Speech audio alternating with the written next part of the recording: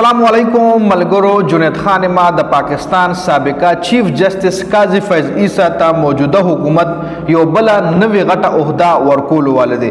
سابقه قاضي فیض عیسی د پاکستان چې کوم سابقه چیف جسټس هغه تاسو له معلومه ده چې هغه ریټایرمنټ نه پس بل وطن ته لاړو او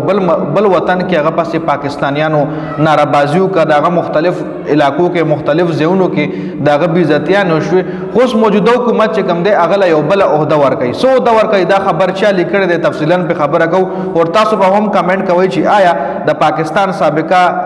قاضي فیض عیسی چیف جسټس چې کوم هغه دا عہده ورکول پکار دي کنه او آیا مین خبره دار چې دا عہده به چیف جسټس قبول کړي کنه ځکه چیف جسټس عہده کې چې هغه خپل عہده سره نا انصافي کول نو هغه د پاکستان عوامو څومره تکلیف ورکو دا هغه خزي پریس کانفرنس راغو چې مونږه آزاد ګرځیدې نشو یا د ما خاون پس ناربازي کیږي نو هغه عہده څومره تکلیف ورکو نو آیا دا بل غټه عہده به قاضي فیض عیسی قبول کړي کنه دا کمنټ پتا سو مالا کوي ډیر ټایم نه خرابو راځو د ویډیو مین ټاپک طرف ته قاضي فیض عیسی ته یو بل غټه عہده د پاکستان وفاقي حکومت طرف نه ملاویدو ولدا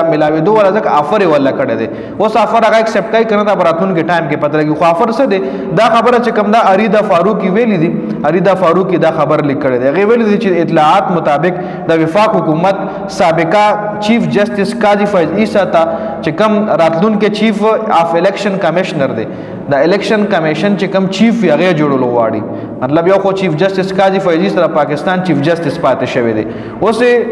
دغه عہده نه پس ول د الیکشن کمیشن چې کوم دی چیف جسټس ورکي د الیکشن کمیشن مشرکای مطلب الیکشن ارینج کول الیکشن کول د چیف جسټس دغه پلاس کی وي د چیف اف الیکشن کمیشنر پلاس کی وي نو چې قاضي فیض عیسی د الیکشن چیف اف الیکشن کمیشنر شي نو تاسو وایي چې آیا د خپل عہده سره انصافي وکي کنه او د با پی ټی آی ته یا نورو پټو ته ریلیف ورکي کنه د عمره په مسلم لیگ نون باندې نرم لاس راکاږي دا مطلب تاسو کمنټ وکړئ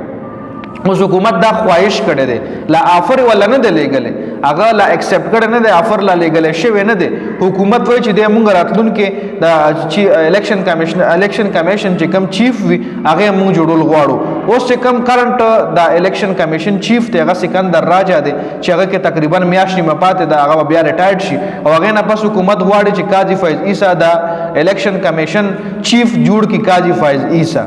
قاضي فیض عیسی د حکومت ل ډیر زیات ریلیفونه ورکل د پی ټی آی نسټونه اخل اغشتو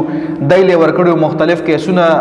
مطلب تاسو الریډي ډیټیل ویلاګ در سره موږ په وخت شریک کړی دی چې قاضي فیض عیسی څه سکړو باغی ډیټیل تفصیلا تاسو سره موږ شریک کړو نو تاسو کمنټ کوي چې آیا او بل د قاضي فیض عیسی چې کله ریټایرمنټ وایسته بل وطن لاړو دا غسمره بیزتیان شوي نو تاسو کمنټ کوي چې آیا دومره بیزتۍ نه پس په هم قاضي فیض عیسی د الیکشن کمیشن چیف جوړ شي کنه دا کمنټ را سره تاسو شریک کړئ د ویډیو کتلو زیات مننه جی والسلام